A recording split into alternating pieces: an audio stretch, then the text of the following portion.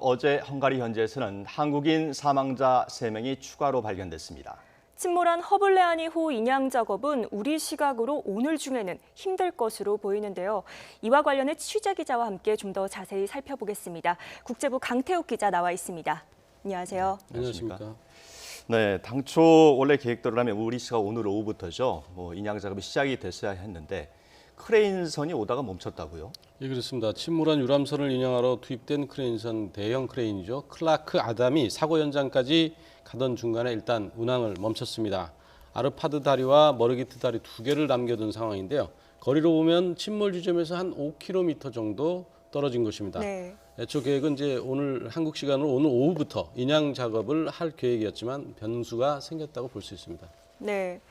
자, 지금까지 수색을 하고 인양을 하는데 계속 강물 수위가 걸림돌이 됐잖아요. 그렇습니다. 이번에도 또 강물 수위 때문에 문제가 된 거죠? 네, 그렇습니다. 이유가 이제 다뉴브강 수위 때문인데요. 크레인선을 몰고 온 게네이귤라 선장 얘기를 들어보면 네. 다뉴브강 수위가 4m 정도를 오르내리고 있는데 그래서 중간에 멈췄다 이렇게 말했습니다. 네. 아르파드 다리를 통과하는 것과 침몰 현장인 머르기트 다리를 지날 수 있을지가 불투명해서 멈췄다 이렇게 말을 하고 있거든요. 네. 머르기트 다리의 교각이 아치형으로 돼 있어서 수위가 높으면 충돌할 수 있다는 건데요. 크레인선이 통과하려면 적어도 수위가 4.2m 정도 아래로 내려가야 한다고 말했습니다. 네. 제가 스튜디오 오기 전에 그 사이트를 살펴봤는데 현재 그 다뉴브강 수위가 4.55m 정도거든요. 4.5.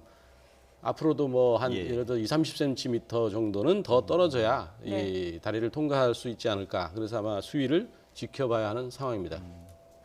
네, 시신 수습 상황도 한번 정리해 볼까요? 어제 시신 네. 3구가 추가로 발견이 됐어요. 네, 맞습니다. 침몰 사고 현장에서 2구, 그리고 강 하류에서 1구, 이렇게 해서 하루 만에 모두 3구가 추가로 발견됐습니다. 네. 신원 확인 결과 3구 모두 실종된 한국인으로 확인이 됐습니다.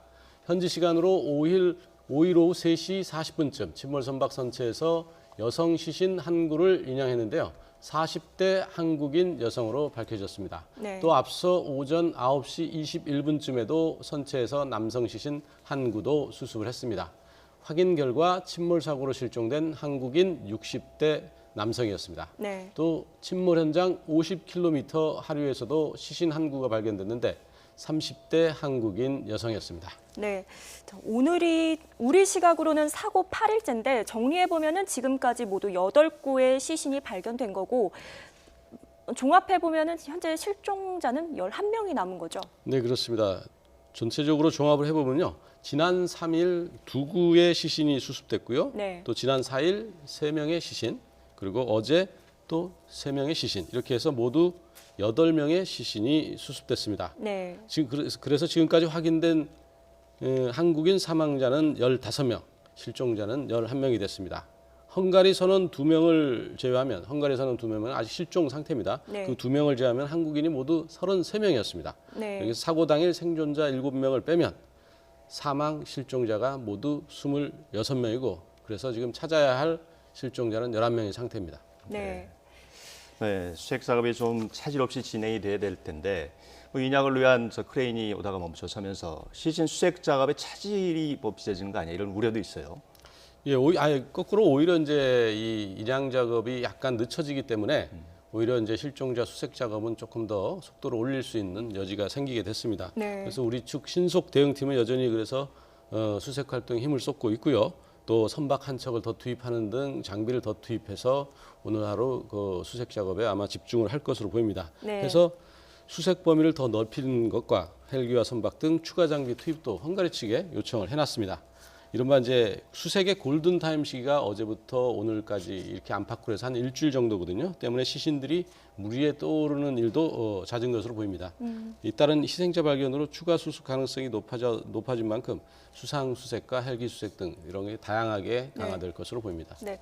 앞서 말씀하셨던 어쨌든 인양은 늦어지지만 오히려 이 실종자 수색은 어쨌든 좀 속도를 낼 수 있다고 말씀하셨는데 인양은 늦어지더라도 계속해서 수색 작업은 이뤄지고 있는 거죠? 네, 그렇습니다. 일단 현장에서는 만약에 인양 작업이 이루어지면 그 인양 작업에 집중을 하기 때문에 네. 시신 수습하는 것은 부가적으로 나오는 경우에는 이제 시신을 수습하겠다 이런 게 헝가리 측의 입장이거든요. 네. 하지만 이제 일단 나머지 강 하류 쪽이라든지 이런 데는 헬기를 투입하든지 고무보트를 투입하든지 해서 수색 작업이 계속 이루어질 겁니다. 네. 네, 지금까지 국제부 강태욱 기자였는데요. 8시에도 한 번 더 출연해서 현지 상황 정리를 좀 해주시죠. 네, 그러겠습니다. 네, 고맙습니다. 고맙습니다.